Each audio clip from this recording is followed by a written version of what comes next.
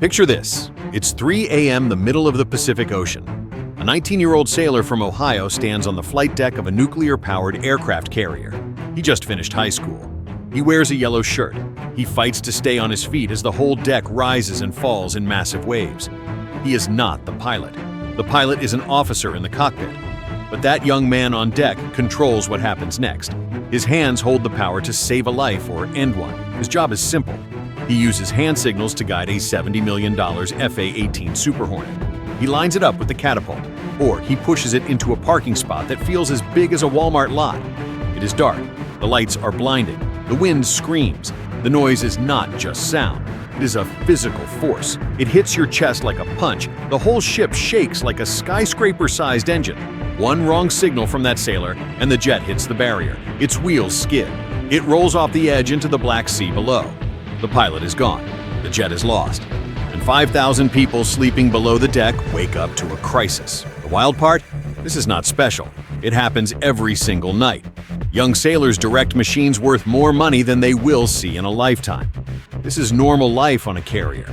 Right now, the United States runs exactly 11 of these floating cities. Not 10, not 12, exactly 11. Most people think the number is about strength or about budget. But the real reason is far more interesting. And honestly, it is far more scary. The number 11 comes from brutal math. It answers a question few outside the military understand. Here is the problem that keeps Navy leaders awake.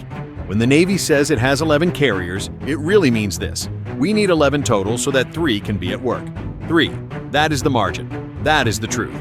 Today, we will break down the chain reaction when you lose just one ship. We will go inside the dry docks where these giants are taken apart. We will show you why the safety of the global economy depends on a thin thread. That thread is the number 11. If you respect the people keeping that thread strong, type proud in the comments. Let's do the math. To see why 11 is the magic number, you need to know something first. An aircraft carrier is not just a ship. It is like a living thing. It gets tired. It needs rest. It needs fixes. It has a huge crew. It is a floating city with more people than many real towns. These cities run on a cycle that never ends. The Navy has a complex plan for this. We will call it something simple. The rule of thirds. Think of 3 buckets. The first bucket is the sharp end. At any time, about 3 carriers are actually at sea in hotspots. They are doing the real job. Jets fly nonstop. Crews work all day and night. Thousands live in a steel maze smaller than a mall. These ships watch China near Taiwan. They guard sea lanes that carry much of the world's oil. They stand between peace and chaos. The second bucket is the ready group. Another 3 or 4 carriers are back home. They look ready from a distance. They float at the pier. The flag flies. The ship seems alive. But they are not fully ready to fight. The air wing is retraining. Pilots practice the hard skill of landing on a carrier again. Deck crews drill over and over. They practice moving planes on a deck that can kill you fast. In a true crisis, these ships could move out. But for normal days, they are basically offline. The third bucket is the repair line. The last 3 or 4 carriers are in maintenance. And I don't mean a quick fix. I mean these ships are stripped down to bones. In dry dock, major systems are pulled out. No air wing, no mission, no ability to respond. These carriers might as well be gone. They become big construction projects in shipyards in Virginia and California. Now do the math with me. 3 deployed, 4 training, 4 in repair. That equals 11. Here is the scary part. This math leaves almost no room for error. The 11th carrier is not extra strength. It is insurance. It is the only cushion. Without it, the whole system falls apart. Let me show you what falling apart looks like. France runs 1 nuclear aircraft carrier, the Charles de Gaulle. It is a fine ship, but every few years it needs long maintenance. For those months, France has 0 carriers, none. Their power to act far away vanishes. The United Kingdom has 2 carriers, but in 2022, one had mechanical trouble. The other was in port. The Royal Navy, once ruler of the seas, had 0 carriers ready to go. America cannot let that happen, not with its duties. To keep 3 carriers watching the world, the Navy needs the other 8 moving through the pipeline behind them. But what happens when you cheat the math? The U.S. Navy tried. It became a disaster. In late 2012, the Navy retired the USS Enterprise. It was the oldest carrier. The problem was the new ship was not ready yet. For about 5 years, America ran with 10 carriers, not 11. Just one less. Pentagon planners told Congress it would be fine. They said they could stretch the schedule. They said they could manage. They were completely wrong.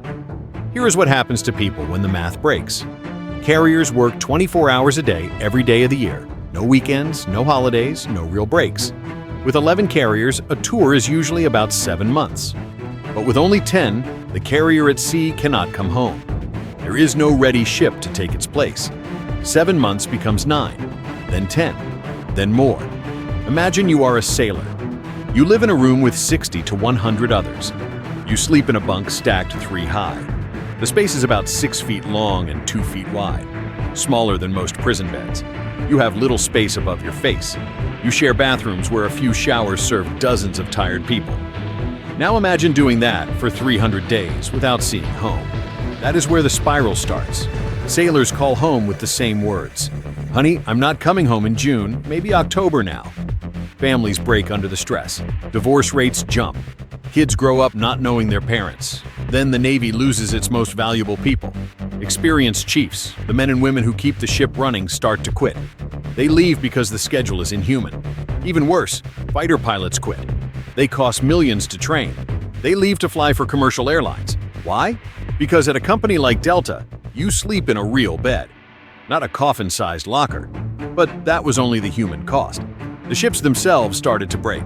Carriers pushed too hard, got stress cracks. Catapults failed. Electrical systems shorted. When these tired ships finally limped back to port, they needed longer repairs. They had been driven too hard for too long. A 6-month repair turns into 10 months. 10 turns into longer. This creates gaps. In 2015, there were weeks when America had no carrier in the Persian Gulf. The Mediterranean was empty. Our rivals noticed. Russia noticed. Iran noticed. They could see the holes in America's schedule. That is the price of one less ship. It is not a small number. It is a strategic failure. Now you might ask a simple question. Why are 3 or 4 carriers always broken? Why not fix them faster? Welcome to the nightmare called Refueling and Complex Overhaul, or RCOH. This is the hardest and most expensive maintenance in the fleet. The reactors on Nimitz and Ford carriers can run for decades, but finally the nuclear fuel gets low. You cannot refuel a carrier like a car. You must take it to Newport News Shipbuilding in Virginia. It is the only place in America with the right dry dock and the special workers for the job. Then they do something that sounds crazy. They drain the dry dock. They open the ship. They cut deep into the hull. They pull out major systems. They reach reactor rooms buried inside the steel body. It is like open-heart surgery on a skyscraper. While the ship is open, they replace radars, computers, wires, and key parts that keep the carrier alive. They resurface the flight deck. They rebuild huge sections of the ship. This process takes about 4 years. 4 years where a $13 billion ship is a silent block of steel. You cannot speed this up easily. You are handling radioactive material. One mistake does not just cause a delay, it becomes a national disaster. So the math stays brutal. Every carrier spends a big part of its life totally offline. If you have 11 carriers and one is always in major overhaul, you really only have 10 working ships. And as we saw, 10 is not enough. So why not just build 12 or 13? If 11 is barely enough, why not add breathing room? Because the answer shows America's real industrial limits.